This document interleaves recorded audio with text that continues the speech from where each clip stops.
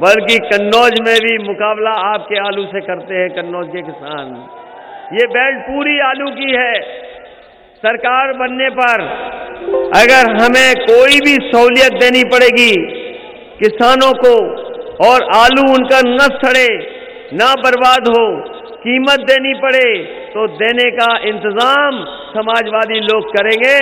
उसके लिए गन्ने के किसान को लेकर के और अपने आलू से लेकर के और किसानों को उनकी पैदावार की कीमत के साथ साथ उनको कभी घाटा ना हो, उस तरह का इंतजाम करने के लिए अगर बजट से हमें अलग से फार्मर के लिए, किसानों के लिए पैसा रखना पड़ेगा, तो पैसा रखने का काम करेंगे, जिससे समय समय पर हम लोग किसानों की मदद कर सकें। तो ये चुनाव केवल सरकार बनाने का नहीं है, नौजवानों, आपको अपने भविष्य को बेहतर बनाने का चुनाव है। और वहीं हम किसान भाइयों से कहना चाहते हैं, ये चुनाव आपकी खुशहाली के साथ साथ आपके मान सम्मान का भी चुनाव है। इसलिए इस मौके पर हम आपसे अपील करना चाहते हैं। अब हमें नहीं पता वो खाने वाली बात तो मैं कह चुका हूं, खेत कौन बर्बाद कर रहा है।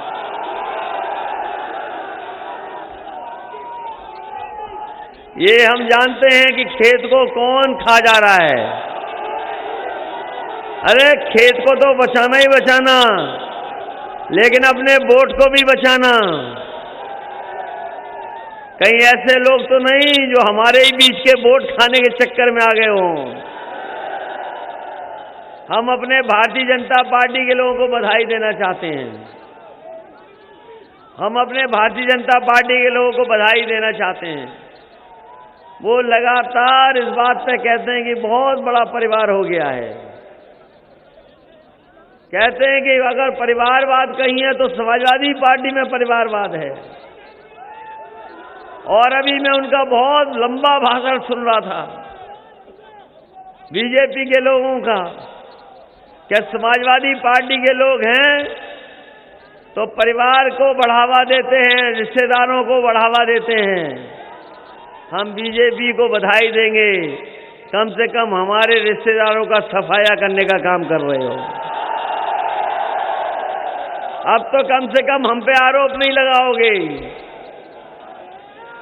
इसलिए बीजेपी के लोगों को बधाई। उन्हें कोई प्रत्याशी नहीं मिला।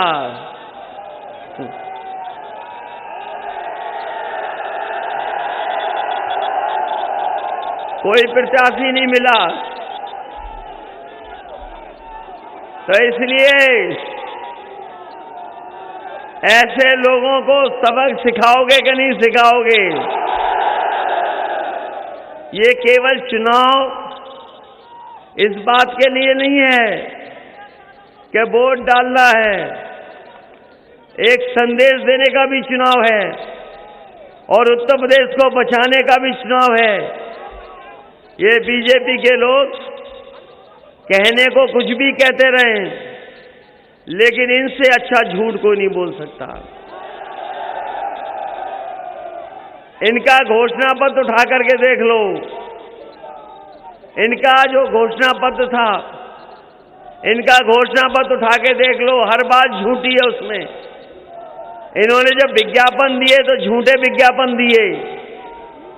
जो विज्ञापन में तस्वीरें डाली वो तस्वीरें झूठी थीं। और अगर कोई उत्तर प्रदेश को बर्बाद कर रहा है तो वो भारतीय जनता पार्टी के लोग हैं। दूसरा लेकर के कानून व्यवस्था पे बहुत चिंता जताते हैं।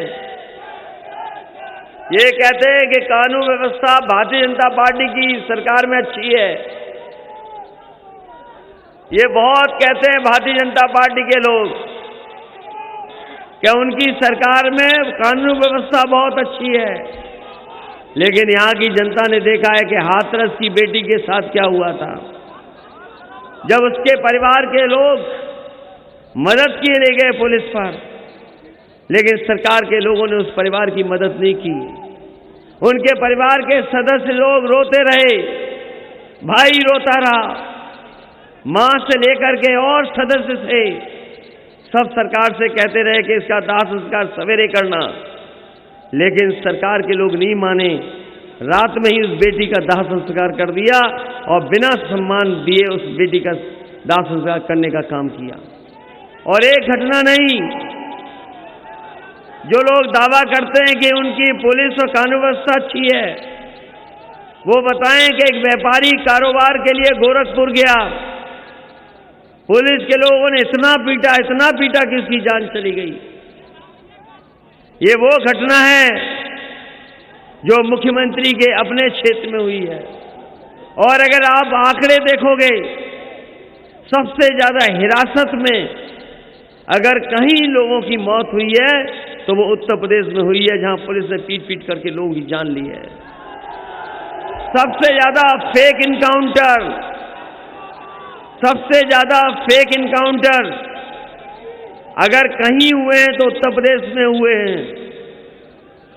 और अगर कहीं माफिया क्रिकेट खेल रहे हैं तो वो उत्तर प्रदेश में खेल रहे हैं। वक्त यहाँ पर एक छोटे से ब्रेक का है, जल्द हाजिर होते हैं।